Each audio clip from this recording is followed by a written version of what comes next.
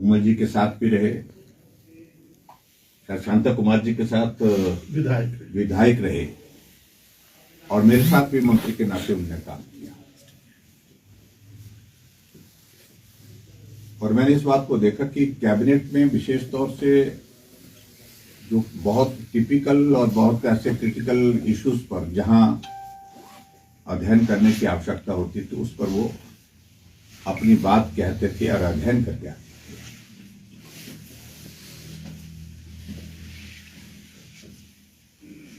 सांसद के नाते जब उनको चुनाव लड़ने के लिए पार्टी ने निर्धारित किया तो लगभग 1:30 बजे के लगभग रात के मैंने उनको सूचना दी कि ऐसा पार्टी के अंदर विचार चल रहा है और कल केंद्रीय चुनाव समिति की बैठक है, उस बैठक में यह फैसला होना है। आपसे मुझे बात करने के लिए कहा है। तो उन्होंने फोन पर मुझे कहा कि पहले उन्होंने कहा कि मैं हूं, ठीक जगह हूं और मंत्री के नाते आपके साथ काम करने में मैं चाहता हूं कि थोड़ा और समय दूं, लेकिन मुझे आप 10 मिनट का समय सोचने के लिए दीजिए। और 10 मिनट के बाद फिर से उनका मुझे फोन आता है कि मुझे जो कुछ भी हासिल हुआ है वो पार्टी की वजह से हुआ है और इसलिए अगर पार्टी ने विचार किया है, अगर पार्टी ने इस तरह से विचार किया है कि मुझे कांगड़ा चंबा लोकसभा क्षेत्र से चुनाव लड़ाना है तो मैं इस पार्टी के निर्णय का विरोध नहीं कर सकता हूं। पार्टी अगर फैसला करती है तो मैं चुनाव लड़ूंगा। और फैसला हुआ, चुनाव लड़ा और आज तक के हिमाचल के इतिहास के सारे रिकॉर्ड उन्होंने लोकसभा के उस चुनाव को जीत करके ध्वस्त किए हैं। शायद उनका जीत का मार्जिन 4,80,000 के करीब था, 75,000 के करीब था, जो हाईएस्ट मार्जिन अभी तक हिमाचल प्रदेश का रहा है।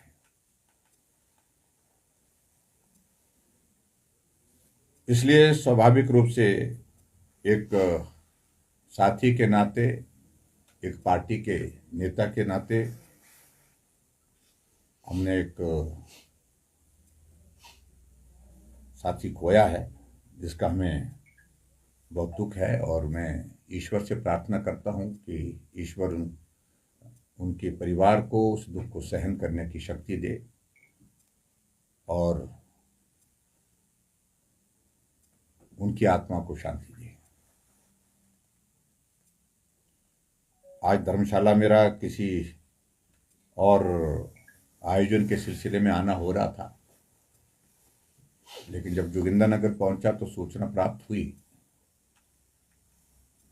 तो हमने जो अपने जो कार्यक्रम, पारिवारिक कार्यक्रम एक तरह के थे, तो उन कार्यक्रमों का उन सभी कार्यक्रमों को स्थगित कर दिया।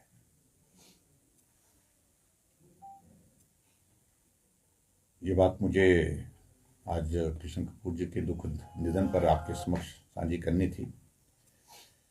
इसके साथ मित्रों एक बात मैं और जरूर कहना चाहता हूँ। आज केंद्रीय बजट प्रस्तुत हुआ है और सबसे पहले मैं आदरणीय प्रधानमंत्री नरेंद्र मोदी जी को, केंद्रीय वित्त मंत्री निर्मला सीतारमण जी को बहुत बहुत बधाई देता हूं। जो बजट अब की बार उन्होंने प्रस्तुत किया है वो हर वर्ग के लिए, चाहे वो किसान है, चाहे वो बागवान है, चाहे वो नौजवान है, चाहे वो कर्मचारी है और चाहे वो उद्योगपति है, हर क्षेत्र में काम करने वाले हर व्यक्ति को बहुत बड़ी राहत, मदद इस बजट के माध्यम से होने वाली है और इसके लिए मैं बधाई देता हूं निर्मला सीतारमण जी को, जो हमारी केंद्रीय वित्त मंत्री हैं। और सबसे बड़ी बात तो मुझे आज के इस बजट से संबंधित जो है वो ये कहनी है कि जो मध्यम वर्गीय परिवार के लोग, जो इनकम के इनकम टैक्स के जो स्लैब में जो बहुत बड़ी एक राहत दी है, तो वो आज तक के इतिहास में कभी भी किसी भी सरकार से उसकी उम्मीद ही नहीं की जा सकती। इसके लिए मैं प्रधानमंत्री जी का आभार व्यक्त करता हूं। 2014 में जब प्रधानमंत्री नरेंद्र मोदी जी बने थे तो उस वक्त टैक्स की जो लिमिट थी वो 2.5 लाख थी, और अब वो लिमिट बढ़ करके 12 लाख हो गई। और 12 लाख के साथ साथ में जो अगर हम उसमें टैक्स डिडक्शन के पार्ट को भी जोड़े 75,000 और, तो ये 13.25 लाख रुपए तक जो है वो टैक्स का एग्जेम्पशन मिलना मध्यम वर्गीय परिवार के लिए, और विशेष तौर से उसमें कर्मचारी भी है और उसके साथ मध्यम वर्गीय जो परिवार है उनको बहुत बड़ी एक राहत हुई है। उसके लिए मैं बहुत बहुत धन्यवाद करता हूं वित्त मंत्री जी का और प्रधानमंत्री जी का। और इस नई व्यवस्था में अगर हम इस बात को देखें तो मैं देख रहा था कि जो 12 लाख की आय देने वाला जो करदाता जो है उसको 80,000 का कर का जो है उसको लाभ मिलेगा उसमें। और उसी तरह से मैं देख रहा हूं कि 18 लाख की आय वाले व्यक्ति को 70,000 का लाभ उसमें मिलेगा। जो वर्तमान जो भी प्रधानमंत्री जी ने ये बहुत बड़ी घोषणा की है। और उसके साथ साथ में आजकल इस टेक्नोलॉजी के युग में जिस प्रकार से सारी चीजें आगे बढ़ती जा रही है, उसमें जो जितने भी हमारे, चाहे वो मोबाइल बैटरी है, मोबाइल फोन है, उनकी कीमतों में बहुत बड़ी कमी आएगी इस बजट के माध्यम से, इस बजट के प्रावधान के माध्यम से।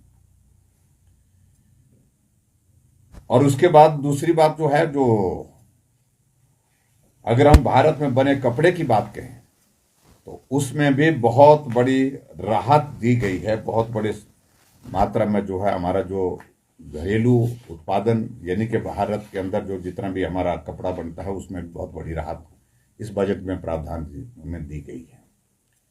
हमारे टेलीविजन, एलईडी, एलसीडी, उसमें भी बहुत बड़ी राहत जो है वो केंद्र की इस बजट के माध्यम से हम सबको हासिल हो रही है। उसके लिए मैं प्रधानमंत्री जी का बहुत बहुत धन्यवाद करता हूं।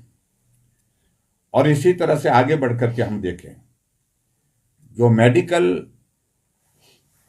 के जो हमारे डिवाइस हैं, मेडिकल उपकरण जो हैं, उसमें भी बहुत बड़ी कमी आएगी, बहुत बड़ी कमी आएगी कीमत में। वो प्रावधान भी इस बजट के माध्यम से जो टैक्सेस वगैरह में रिलैक्सेशन दे करके जो है वो प्रधानमंत्री जी ने किया, ये भी एक स्वागत योग्य कदम है। और सबसे बड़ी बात तो मैं ये कहूंगा कि स्वास्थ्य के क्षेत्र में जो ऐसी बीमारी, जो लाइलाज बीमारी जिसको अभी तक कहा जाता है, लाइलाज तो इलाज है लेकिन फिर भी उसके बावजूद कैंसर की बीमारी के लिए जो है वो उस पर ज़्यादा फोकस करते हुए कैंसर की 36 दवाइयों को कस्टम ड्यूटी फ्री किया गया है। ये बहुत बड़ा कदम है, मैं समझता हूँ। उस दृष्टि से कैंसर के रोगियों को बहुत बड़ी राहत होगी, उनके परिवारजनों को बहुत बड़ी राहत होगी। और उसी तरह से इसी बात को और भी सप्लीमेंट करते हुए कि पूरे देश भर में हर जिले में अगले 3 वर्षों में कैंसर हॉस्पिटल खोले जाएंगे। ये भी प्रधानमंत्री जी ने और हमारे वित्त मंत्री जी ने आज इस बजट के माध्यम से स्पष्ट कर दिया। और इसी तरह से और भी जो हमारी लाइफ सेविंग ड्रग्स हैं उसमें जो है उसमें कस्टम ड्यूटी को घटा करके 5% कर दी गया, जिसमें 6 ऐसी ड्रग्स हैं जिसमें बहुत बड़ी राहत जो है वो गरीब लोगों को मिलेगी, जिसमें अलग अलग उसमें डिटेल्स उसमें आएंगी। और लाइफ सेविंग ड्रग्स का मतलब है, तो आप सीधा इस बात को समझ सकते हैं कि इस तरह की दवाइयाँ जो बहुत ऐसे, चाहे हार्ट अटैक है, चाहे वो ब्रेन हेमरेज का केस है, चाहे उस तरह से उस वक्त जिस प्रकार से आदमी की जिंदगी को बचाने के लिए एक तरह का एक बहुत बड़ा उसमें मदद का रास्ता उसमें निकाला गया है।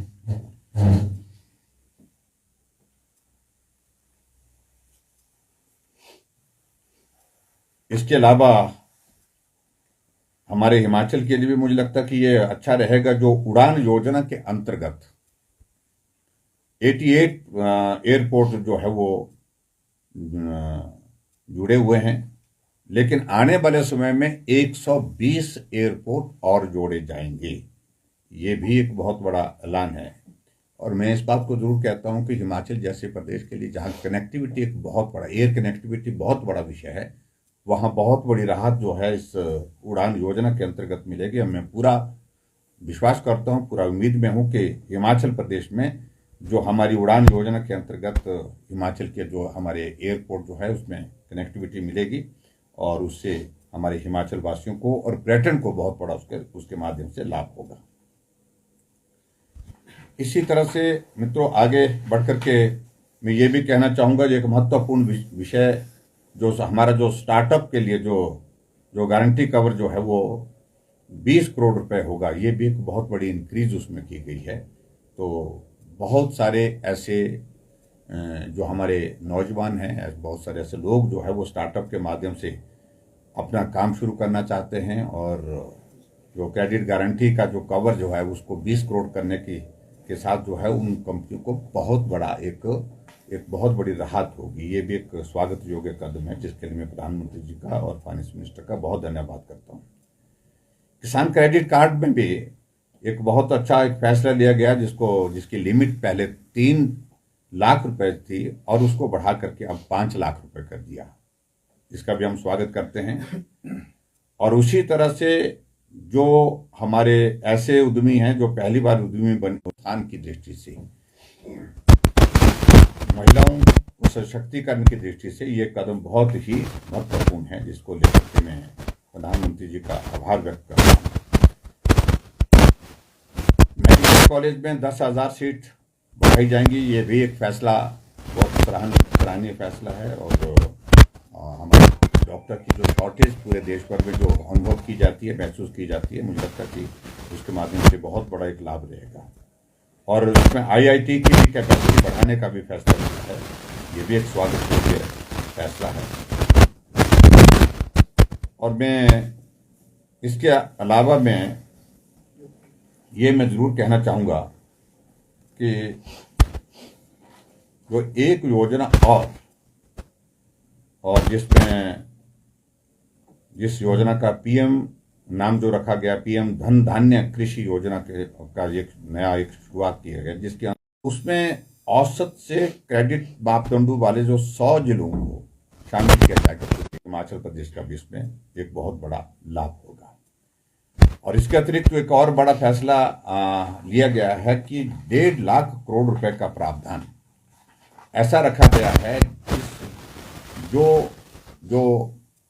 इंफ्रास्ट्रक्चर को स्ट्रेंथन करने के लिए पूरे देश भर में राज्यों को दिया जाएगा 1.5 लाख करोड़ रुपए, और 50 साल के लिए दिया जाएगा। उसको विशेष तौर से इस प्रकार से कहा जाता है, वो स्पेशल सेंट्रल असिस्टेंस उसको कहा जाता है, 50 साल के लिए मिलता है, ऋण मुक्त भी। और उसमें अब हिमाचल प्रदेश की सरकार पर निर्भर करता है कि वो किस प्रकार से इसका लाभ लेती है। और मैं इस बात को जरूर कहना चाहता हूं कि 2 साल के कार्यकाल में हिमाचल प्रदेश में इसी योजना के अंतर्गत 1,000 करोड़ रुपए से ज्यादा की राशि हिमाचल प्रदेश को मिल चुकी है। जो कांग्रेस के लोग बोलते हैं कुछ नहीं मिला। तो इन सारी चीजों को लेकर के मैं प्रधानमंत्री जी का आभार व्यक्त करता हूं। और विशेष तौर से आज के बजट प्रस्तुत होने के पश्चात मध्यम वर्ग को सबसे बड़ी जो राहत मिली है, उसके लिए मैं इस बजट का अभिनंदन करता हूं। और ये बजट संतुलित बजट है, पूरे देश के हर वर्ग के लिए है। बस इतनी बात कहते हुए मैं अपनी बात को पूरी करता हूं। विपक्ष का कहना है कि केंद्रीय बजट में खास करके उन प्रदेशों पर ध्यान दिया गया है जहां आगामी विधानसभा का चुनाव है। हिमाचल प्रदेश की सरकार ये चाहती है कि जिस राहत बजट की उम्मीद कर रही थी हिमाचल प्रदेश की आवाम, वो बजट हिमाचल को नहीं मिला, इसलिए हिमाचल प्रदेश की अनदेखी की गई। देखिए, इस बात को लेकर के उनका हमेशा यही कहना होगा, इसके सिवाय वो कुछ कह नहीं सकते। उनको इस बात को अनुभव करना चाहिए कि ये केंद्रीय बजट है और केंद्रीय बजट में सभी प्रदेश के सारे जो आयाम को अध्ययन करने के पश्चात जो है वो बजट प्रिपेयर किया जाता है। किस राज्य की क्या आवश्यकता है उन सारी चीज़ों का ध्यान में करते हैं। मुझे तो मालूम नहीं कि जो राज्य कौन है, लेकिन ये पूरा समावेशी बजट है, संतुलित बजट है, सभी राज्यों के लिए है, सभी वर्गों के लिए है। सर रेलवे को लेकर क्या उम्मीद है?